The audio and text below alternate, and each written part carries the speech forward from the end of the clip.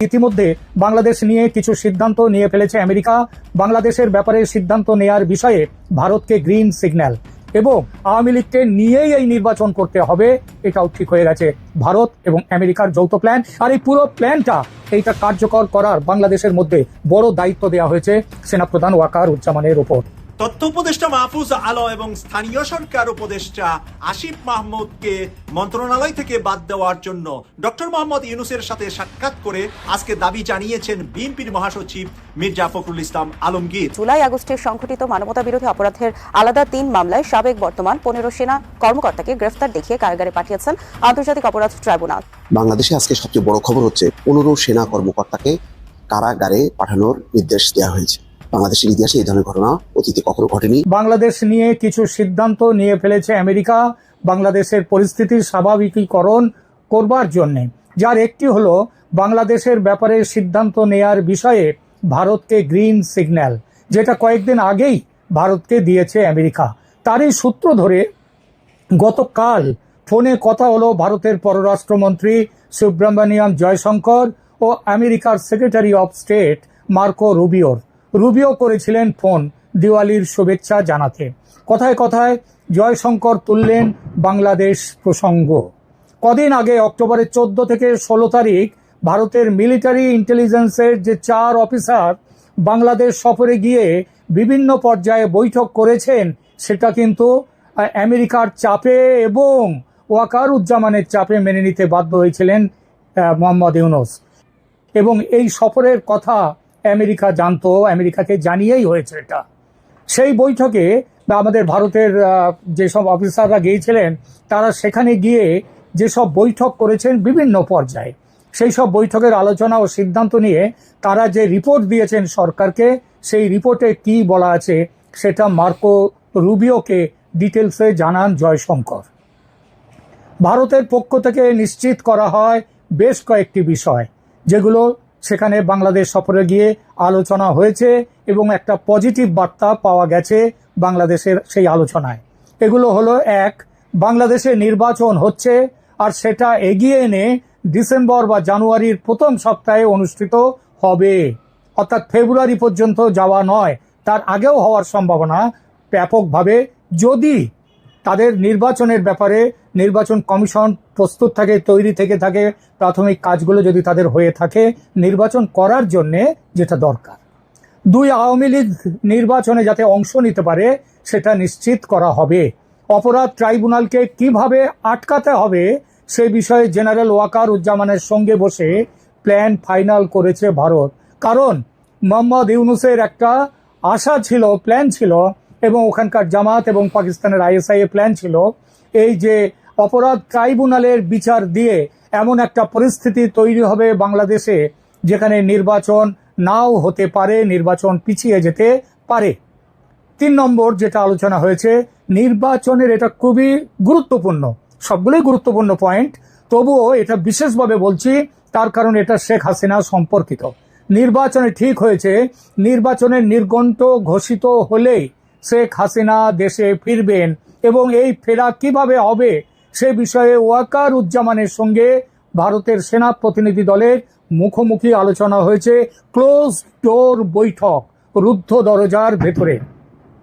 4, বাংলাদেশের অন্তর্বর্তী সরকারের ওপর এমনিতেই ক্ষেপে রয়েছে আমেরিকা। মার্কো রুবিও এই বিষয়ে আমেরিকার সরকারের পক্ষ থেকে মোহাম্মদ ইউনূসকে হুঁশিয়ারি দেওয়ার কথা বলেছেন, যাতে দেশের অবস্থার অবনতি ঘটাবার মতো কোনো কাজ তিনি আর না করেন। ডোভাল জানিয়েছেন বাংলাদেশ সেনাপ্রধান দায়িত্ব নিয়েছেন যাতে দেশের ভেতরের সন্ত্রাসীরা এ ধরনের কোনো কাজ না করতে পারে, সেটা তিনি জরুরি ভিত্তিতে দেখবেন। আর সেই দেখাটা তিনি শুরু করে দিয়েছেন ভারতের অফিসাররা ঢাকাতে থাকার মধ্যেই। তিনি ইতিমধ্যেই ব্যবস্থা নেওয়া শুরু করেছেন সন্ত্রাসীদের বিরুদ্ধে। আপাতত এটাই খবর যে নির্বাচন হচ্ছে বাংলাদেশে, সে নির্বাচন ফেব্রুয়ারির আগেও হয়ে যেতে পারে, এবং নির্বাচনের দিনক্ষণ ঘোষিত হলে শেখ হাসিনা দেশে ফিরবেন, এবং আওয়ামী লীগকে নিয়েই এই নির্বাচন করতে হবে, এটাও ঠিক হয়ে গেছে। ভারত এবং আমেরিকার যৌথ প্ল্যান, আর এই পুরো প্ল্যানটা এইটা কার্যকর করার বাংলাদেশের মধ্যে বড় দায়িত্ব দেওয়া হয়েছে সেনাপ্রধান ওয়াকার উজ্জামানের ওপর। তথ্য উপদেষ্টা মাহফুজ আলম এবং স্থানীয় সরকার উপদেষ্টা আসিফ মাহমুদকে মন্ত্রণালয় থেকে বাদ দেওয়ার জন্য ডক্টর মোহাম্মদ ইউনূসের সাথে সাক্ষাৎ করে আজকে দাবি জানিয়েছেন বিএনপির মহাসচিব মির্জা ফখরুল ইসলাম আলমগীর। এপারও গিয়েছে ওপারও গিয়েছে, দুনুপার চলে গিয়েছে এখন এনসিপি থেকে। একদিকে যেমন জামাতের সাথে উস্কিয়ে জামাতের সাথে দূরত্ব তৈরি করছে, অপর দিক থেকে বিএনপি থেকে আজকে জানানো হয়েছে উপদেষ্টা পরিষদে যেই দলীয় ব্যক্তিরা আছে তাদেরকে যেন উপদেষ্টা পরিষদ থেকে বাতিল করে নির্বাচনকে সামনে রেখে আজকে 3 জন বিএনপির সিনিয়র নেতা দেখা করেছেন ডক্টর মোহাম্মদ ইউনূসের সাথে। সন্ধ্যা 6টা থেকে সোয়া 7টা পর্যন্ত তারা সেখানে ছিলেন। আমি সেই নিউজটা আপনাদের সামনে তুলে ধরছি।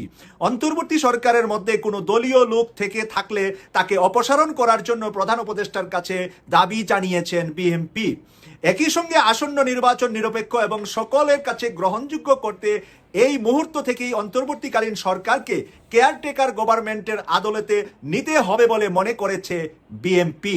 এই অন্তর্বর্তীকালীন সরকারকে কেয়ারটেকার সরকার 3 মাসের জন্য যেভাবে গঠন করা হয় সেভাবে যেন গঠন করা হয় সেই দাবিও জানিয়েছেন বিএনপি। এছাড়া সেক্রেটারিয়েটে ফেসিস্ট দোসরদের সরিয়ে সেখানে নিরপেক্ষ কর্মকর্তাদের দেওয়ার জন্য দাবি জানিয়েছে বিএনপি। বৈঠকের পর বেরিয়ে এসে বিএনপি মহাসচিব মির্জা ফখরুল ইসলাম আলমগীর এসব কথা বলেন। প্রিয় দর্শক, যমুনায় এই অনুষ্ঠানটি অনুষ্ঠিত হয়। সেখানে সালাউদ্দিন আহমেদ সাহেব, বিএনপি নেতা সালাউদ্দিন আহমেদ সাহেব এবং আমির খসরু মাহমুদ চৌধুরী সাহেব ছিলেন মির্জা ফখরুল ইসলাম আলমগীরের সাথে। তাহলে আমরা এনসিপির বড় বড় হুমরি দুমরি কথাবার্তা শুনতেছিলাম, তারা বড় বড় কথা বলছিলেন। আমরা ভেবেছিলাম ছাগল যেরকম সাহস দেখা খুঁটার জুড়ে, তারা হয়তো বিএনপির জুড়ে এই সাহস দেখাচ্ছে জামাতের সাথে। তাহলে এখান থেকে বুঝতে পারলাম তাদের বিএনপির সাথেও দূরত্ব হয়েছে, জামাতের সাথেও দূরত্ব হয়েছে।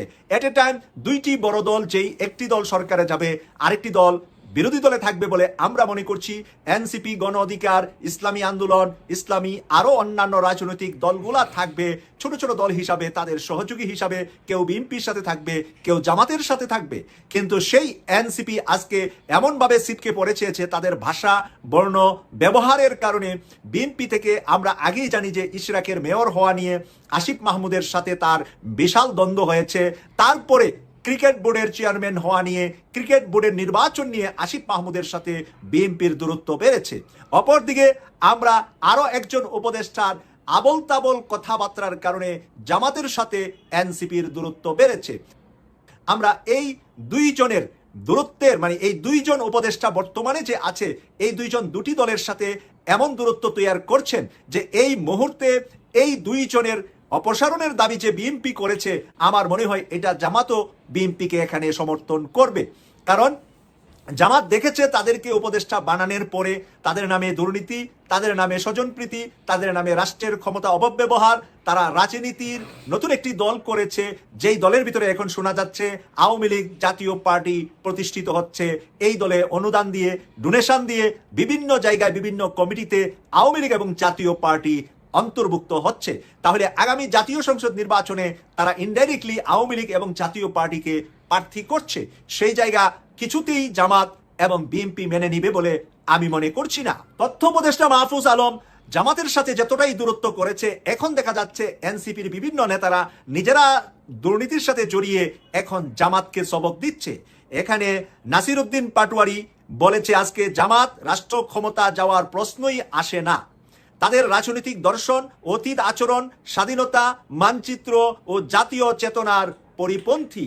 এই সমস্ত কথাগুলা বলে ডাকসু, জাকসু, রাকসু, চাকসুতে এই এনসিপির অধপতন হয়েছে, ছাত্র দলের অধপতন হয়েছে, ছাত্র শিবিরের বিজয় হয়েছে। নাসিরুদ্দিনরা আরো যত বলবে জামাত শিবিরকে নিয়ে, তত বেশি তারা মানুষের কাছ থেকে ছিটকিয়ে যাবে, আর জামাত শিবির তত বেশি জনপ্রিয়তা পাবে। এটা কিন্তু গত 15 মাসের ফলাফল আমরা বলছি। তারা যতবার ইতিহাসের মঞ্চে ফিরতে চেয়েছে, ততবারই জনগণের অন্তর থেকে প্রতিধ্বনি উঠেছে এই দেশকে আর অন্ধকারে ফেরানো যাবে না। নাসির উদ্দিন পাটোয়ারি বলছে জামাতের কাছে রাষ্ট্র দিলে দেশ অন্ধকারে যাবে, তাই এ দেশকে অন্ধকারে ফেরানো যাবে না। এই নাসির উদ্দিন পাটোয়ারির নামেও আমরা নতুন গাড়ি উপহার, এলাকাতে শত গাড়ি নিয়ে শোডাউন, বিভিন্ন কিছু আমরা কিন্তু শুনেছি, জেনেছি, আপনারাও জানেন। এখন ভূতের মুখে রাম রাম শব্দটা শুনতে মানুষ চায় না। এখন এই সমস্ত কথা বলে জামাতের ক্ষতি যতটুকুই হবে আর না হবে, নিজেদের পায়ের নিচ থেকে যে মাটি সরে যাচ্ছে, আজকে বিএনপির 3 শীর্ষ নেতা ডক্টর মোহাম্মদ ইউনূসের সাথে সাক্ষাৎ করে তাদের 2 উপদেষ্টাকে বাতিল করার কথা বলা থেকে আমরা পরিষ্কার জামাত এবং বিএনপি দুজনেই তাদেরকে এখন মাইনাসের চোখে দেখছে। দুইজনের কেউ নিবে কিনা সাথে নির্বাচনে, নিলেও কয়টা সিট দিয়ে নিবে সেটা দেখার জন্য আমাদের সামনের দিনগুলোতে অপেক্ষা করতে হবে। বাংলাদেশে আজকে সবচেয়ে বড় খবর হচ্ছে 15 সেনা কর্মকর্তাকে কারাগারে পাঠানোর নির্দেশ দেওয়া হয়েছে। তাদের বিরুদ্ধে 2টি গুম এবং 1টি হত্যা মামলা রয়েছে। বাংলাদেশের ইতিহাসে এই ধরনের ঘটনা অতীতে কখনো ঘটেনি। বহু আলোচিত গত বেশ কিছুদিন থেকে সেনা কর্মকর্তাদের এই মামলা, তাদের আটক, নানা বিষয় নিয়ে আলোচনা চলছিল। বিচারপতি মোহাম্মদ গোলাম মুর্তজা মজুমদারের নেতৃত্বে 3 সদস্যের ট্রাইব্যুনাল বুধবার সকাল 8:30টার দিকে এই আদেশ দেন। তার আগে সকাল 7টার দিকে কড়া নিরাপত্তায় এই 15 সেনা কর্মকর্তাকে কারাগারে হাজির করা হয়। তাদের মধ্যে 14 জন কর্মরত এবং একজন এলপিআরে ছিলেন। এই ট্রাইব্যুনালের অপর 2 সদস্য হচ্ছেন বিচারপতি মোহাম্মদ শফিউল আলম মাহমুদ এবং বিচারক মোহাম্মদ মহিতুল হক এনাম চৌধুরী। যে 15 সেনা কর্মকর্তাকে কারাগারে পাঠানোর নির্দেশ দেওয়া হয়েছে, এদের মধ্যে 14 জন কর্মরত এবং একজন অবসরকালীন ছুটিতে। খবরে বলা হচ্ছে আজ বুধবার সকাল 7টার পরে সেনা কর্মকর্তাদের ট্রাইব্যুনালে হাজির করা হয়। যাদের কারাগারে পাঠানোর নির্দেশ দেওয়া হয়েছে তারা হলেন র্যাবের সাবেক অতিরিক্ত মহাপরিচালক brigadier general Mohammad Jahangir Alam, brigadier general Tofail Mostafa Sarwar, brigadier general Mohammad Kamrul Hasan, brigadier general Mohammad Mahbub Alam, brigadier KM Azad, colonel Abdullah Al Momen, colonel Anwar Latif Khan অবসরকালীন প্রস্তুতি ছুটিতে। র্যাবের গোয়েন্দা শাখার সাবেক পরিচালক lieutenant colonel Mohammad Mashiur Rahman, lieutenant colonel Saiful Islam Sumon, lieutenant colonel Mohammad Sarwar bin Kashem, lieutenant colonel Mohammad Redwanul Islam, BGB সাবেক কর্মকর্তা মেজর মোহাম্মদ রাফাত বিন আলম। দর্শক দেখেন, এই মানে প্রথম আলো খবরে তারা যাচ্ছেন ট্রাইব্যুনালে হাজিরা দিতে। DGF এর সাবেক 3 পরিচালক মেজর জেনারেল তাদেরকেও সবাইকে কারাগারে পাঠানোর নির্দেশ দেওয়া হয়েছে। দর্শক, এখন প্রশ্ন হচ্ছে কোন কারাগারে তাদেরকে, কি মানে সিভিল কারাগারে যেখানে রাজনৈতিক বন্দীরা আছেন, কিছু সামরিক কর্মকর্তারাও আছেন অন্য মামলায়, সেখানে নাকি তাদের সাব জেলে পাঠানো হবে, বিষয়টি এখনো পরিষ্কার না। আমি চিফ প্রসিকিউটর তাজুল ইসলামের লাইভ দেখছিলাম সকালে, সেখানে তিনি বলছিলেন এই পুরো বিষয়টি কোথায় রাখা হবে, এই পুরো বিষয়টি স্বরাষ্ট্র মন্ত্রণালয় বা কারা অধিদপ্তরের বিষয়, যে তারা কোন জেলে রাখবেন, সাব জেলে রাখবেন।